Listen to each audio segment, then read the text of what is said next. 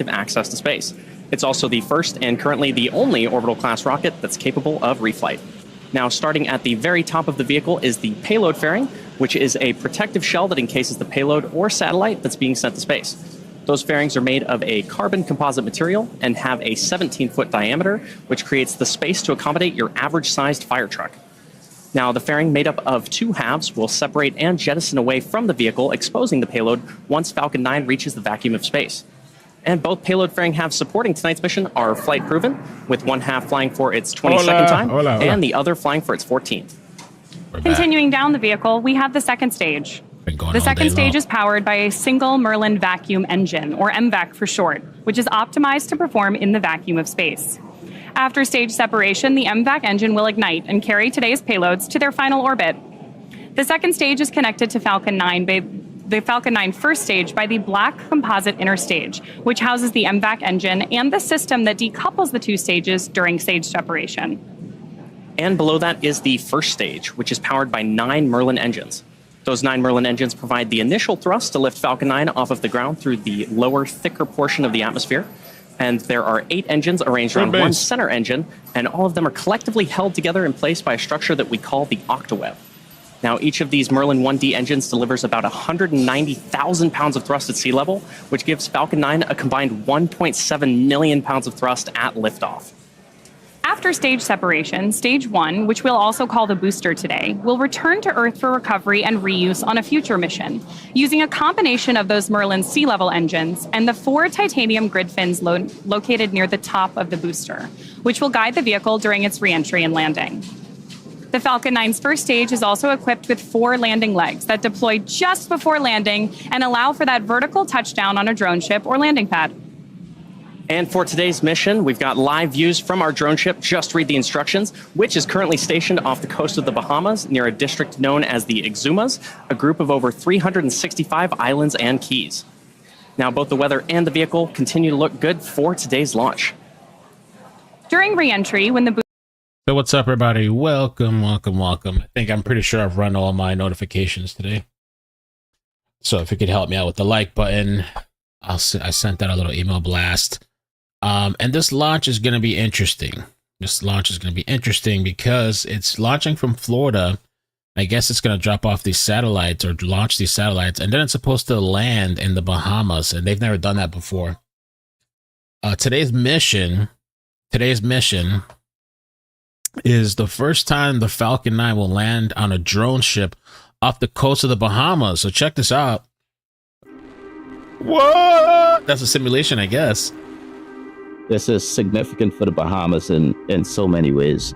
The first international landing in the Bahamas, in the Exuma Sound, is significant in and of itself. It puts us at the cutting edge of innovation, and it gives us, a small country of 400,000 people, to an opportunity to participate in the aerospace industry. This is huge. You know, it's really the beginning of the future. This is something we've been working on for several years now. We're hopeful that this collaboration enables us to fly the first polar crew mission that will have a booster landing in the Bahamian waters too. We've long been known for tourism. Bahamas is now going beyond sun, sand, and sea. We hope that millions of people will observe from the Bahamas this event over the coming years. It's an opportunity for collaboration with academia and the University of Bahamas. It's an opportunity really to advance careers for young Bahamians. The spaceport of Florida has really evolved since the Apollo era with shuttle, and then now Falcon 9 is the most reliable orbital class rocket ever built. Wow, this is not a test flight. This is an operational vehicle for America and many other countries. The world depends on Falcon, so safety and reliability are our highest priorities. We have retained Aisha Bowe, a Bahamian in the aerospace industry. She is working in partnership with us to ensure that we pull all of the pieces together. We recognize that it's important that safety is put first and foremost, and we have ensured that we have done the due diligence and we've done our work to deliver this first international landing in the Exuma Sound. Okay. That's the promo video. We're gonna launch this beach into the sky. Where's the video I had up? Oh, they're playing it too now. If it puts us out. We're gonna launch this into the sky, into the Bahamas, and from Florida into the Bahamas, up into the sky. And well, at 7:30, I guess it's gonna be the ASAP Rocky verdict. Will he be found guilty or innocent? ASAP Rocky trial. Oh man, ASAP Rocky. So we're gonna come back later and cover that too. 8 minutes till launch. We're waiting here, waiting.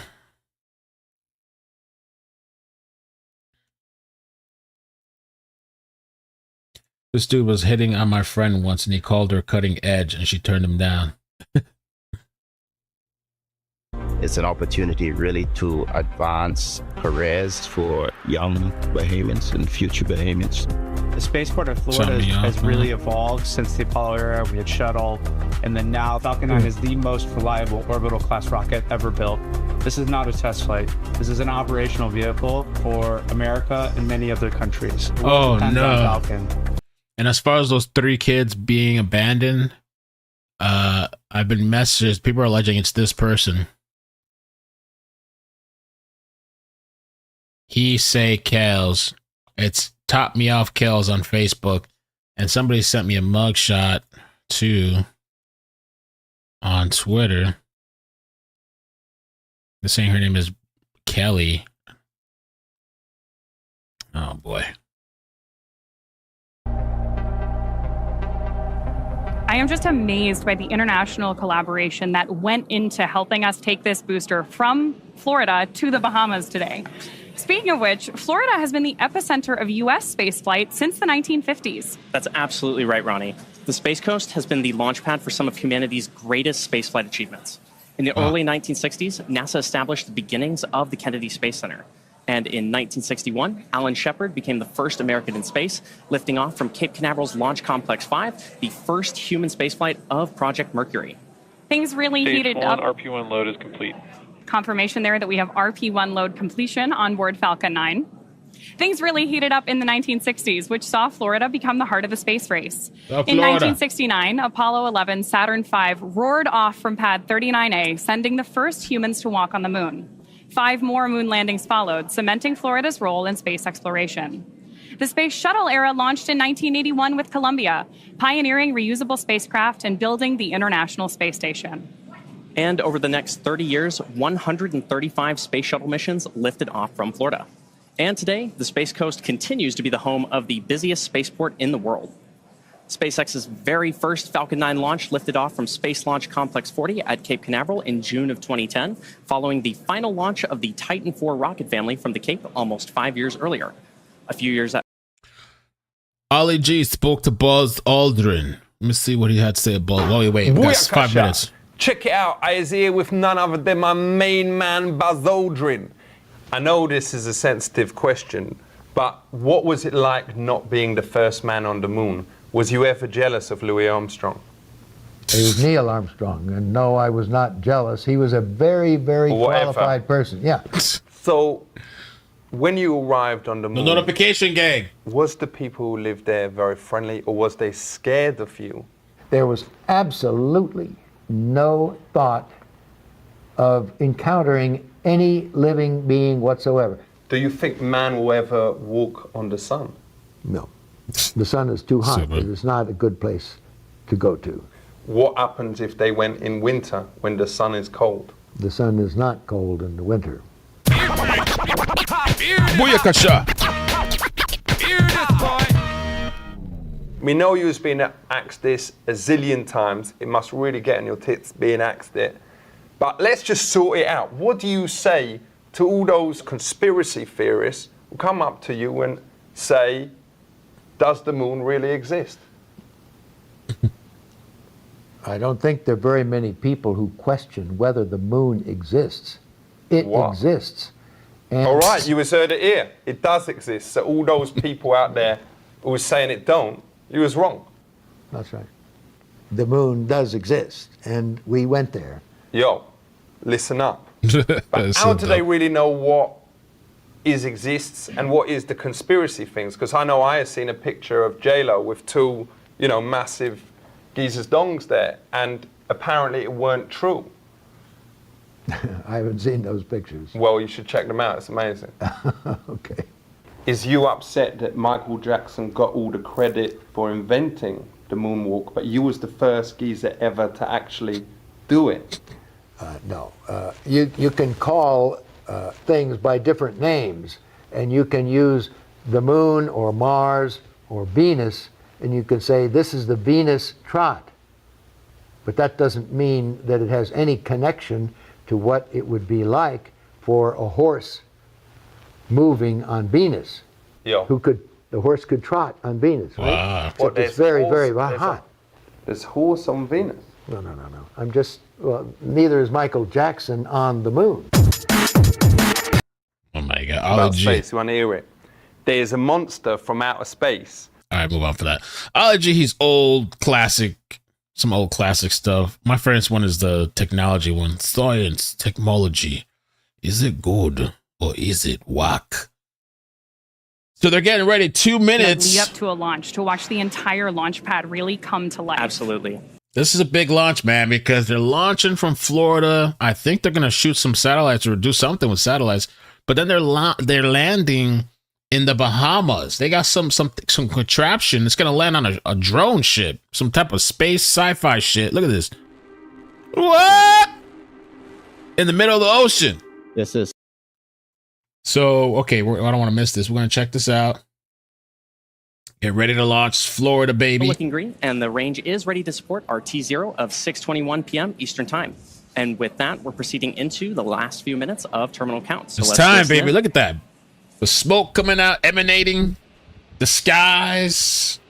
One of the next visual milestones we're likely to see is going to be the Sun's TE already- LOX line venting. It actually looks like it may have started there on your screen because we're seeing those white clouds of liquid oxygen start to form around the vehicle and get a little bit bigger.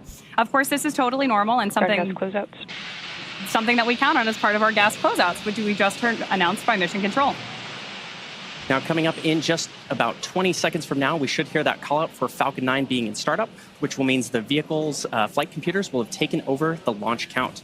And at the T-minus 45-second mark, we should hear the launch director give that final go, no-go for launch. About to be 1 minute. 1 minute till countdown.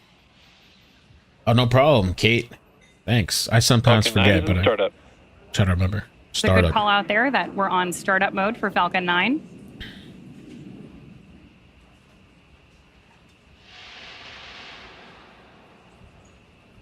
Launch director, go for launch. And our confirmation from our launch director. So with that, all systems are go for the launch of Falcon 9. Let's sit back and listen in to the final countdown.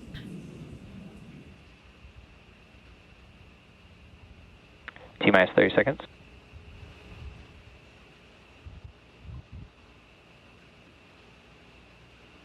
.30 seconds.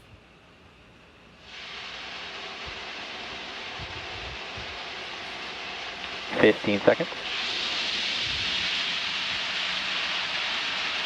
T-minus 10, 9, 8, 7, 6, 5, 4, 3, 2, 1. Ignition. Engines full power. And liftoff. Go. Oh, snap. Whoa.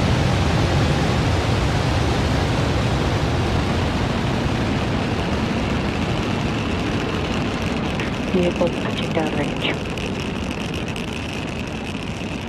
Stage 1 propulsion is nominal. Can I see this if I go outside on the balcony?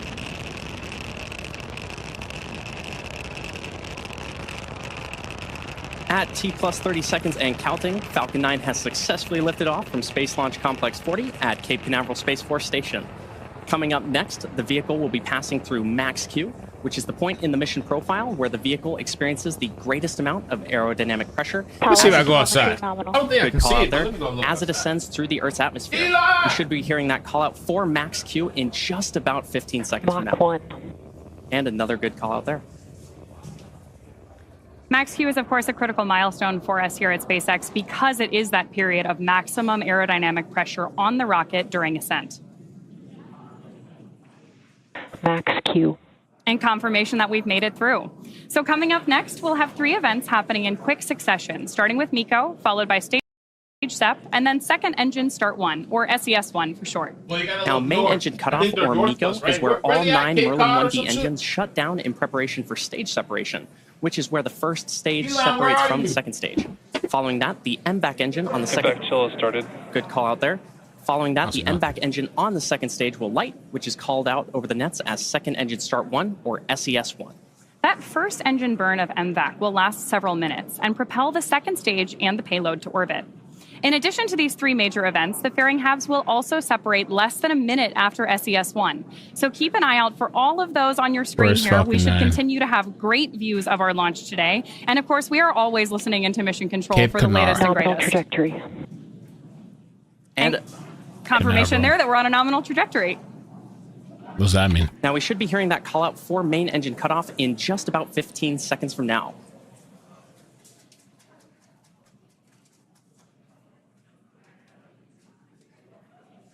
Oh, they're east, right? Oh. Main engine cutoff.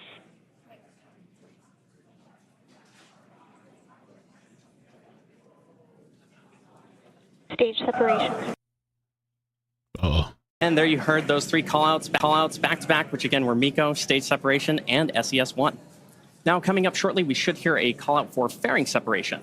And as mentioned earlier, both payload fairing halves supporting tonight's mission are flight proven, with one half flying for its 22nd time and the other flying for its 14th.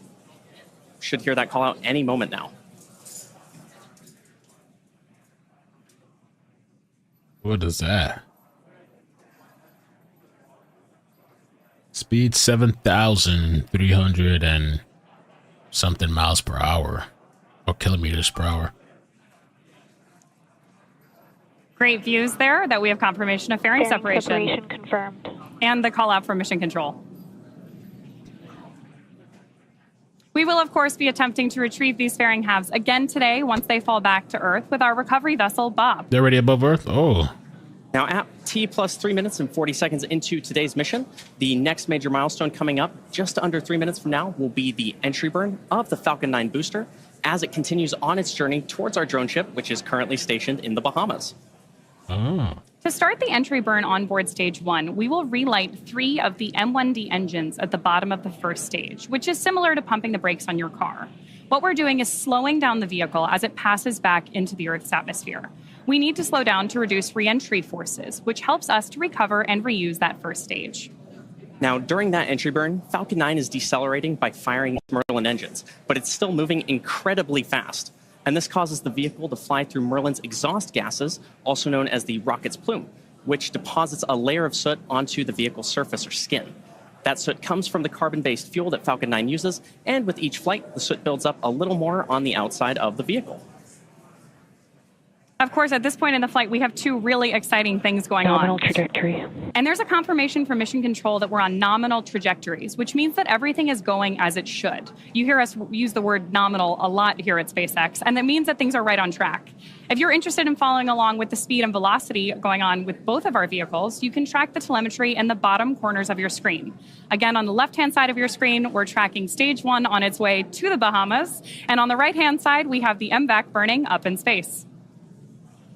Now, here at SpaceX, reusability is key to lowering the cost of spaceflight, which enables more investments in critical space infrastructure. The Falcon 9 first stage that is supporting today's mission is flying for its 16th time today. Those payload fairings, which are also supporting tonight's mission, are flight proven, with one half flying for its 22nd and the other half flying for its 14th. With that entry burn coming up on stage 1, we're going to use the Merlin engines on the first stage again. Those engines are optimized for sea level and achieve about 190,000 pounds of thrust each during ascent and descent. At liftoff, Falcon 9's first stage has a thrust greater than 5 747 airplanes at full power. Now, the MVAC engine, located on the second stage, which is on the right-hand side of your screen, possesses a much wider nozzle and is optimized to 220,500 pounds of thrust in vacuum. Coming up in just about 10 seconds, we'll have the entry burn of that first stage. The landing burn should then follow at about 7 minutes and 52 seconds into our mission today. Stage 1 entry burn startup. The landing There's burn. confirmation of entry burn startup. I want to see the landing on the, let's see, on the Bahamas. Expecting out 10 more seconds on this burn. Like a video game.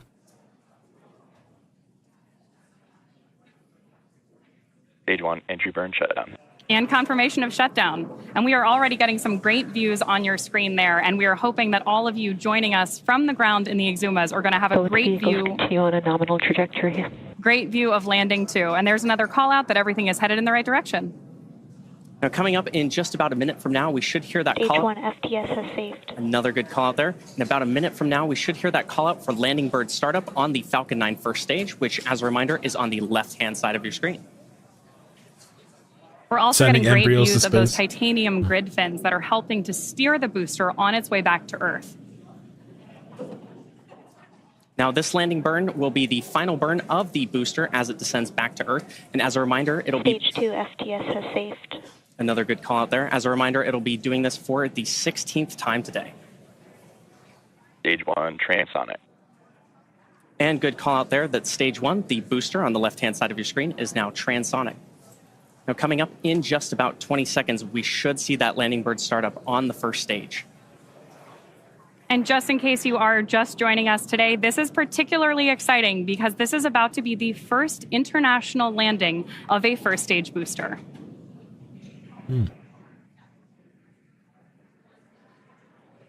Stage 1, landing burn. Ooh, look at And that. great call out there for landing bird startup There's the ship. of the Falcon 9 first stage. Oh, let's see how it lands. Does it blow We're the now whole waiting thing for up? Falcon 9 to land on Just Read the Instructions, currently off the coast of the Bahamas. Stage 1, landing leg deploy. Oh, wow. Holy moly. Okay. Stage 1, landing confirmed. Wow. And there you heard that call out for successful landing of our Falcon 9 rocket. And you can hear the cheering behind me. Welcome to the Bahamas, Falcon 9. Now, Sorry. as a reminder, this was the 16th launch and landing for this first stage. And meanwhile, that second stage is on track to complete the rest of its mission today to deliver 23 Starlink satellites to low Earth orbit. That will bring to a close our coverage of SpaceX's 21st launch of the year and 234th Starlink mission to date. Today's launch will further increase Starlink's capacity to deliver high-speed, low-latency connectivity across the globe. Streaming, video calls, online gaming, remote working, and more are now possible in even the most remote locations, thanks to the world's most advanced internet system. And we're excited to continue working with the Bahamian government on this mutually beneficial partnership, and we look forward to many more drone ship landings off the coast of the Bahamas for Falcon. To learn more about Starlink, visit starlink.com. And if you're interested in even more launch coverage, be sure to check out spacex.com/launches and follow us at SpaceX on X for the most up-to-date information. We want to thank the Bahamian government for their partnership. We also want to thank the Eastern Tourism. Range and the Federal Tourism. Aviation Administration for their support. And of course, thank you to our viewers for tuning in. We'll see you again real soon. All right, I guess that's it. It was really short. Anyway, I wanted to see the landing. That was kind of cool. All right, we're coming back like at 7:30 p.m. Eastern. There's the ASAP Rocky's verdict is gonna be in. So I'm curious to see, is he guilty or not? Is he not guilty? Is he innocent? The hip hop star was charged with 2 felony counts of assault with the semi-automatic firearm. With a conviction, he could be sentenced as much as 24 years in prison. Prosecutor said ASAP Rocky fired twice at his former longtime friend, who goes by the name ASAP Relly. Oh no! During a dispute on a Hollywood street in 2021. He's also married to Rihanna, and he has babies with Rihanna. So we're gonna tune in about an hour just to see, curious to see what the verdict turns out to be. You know what I'm saying? ASAP Rocky. Rocky!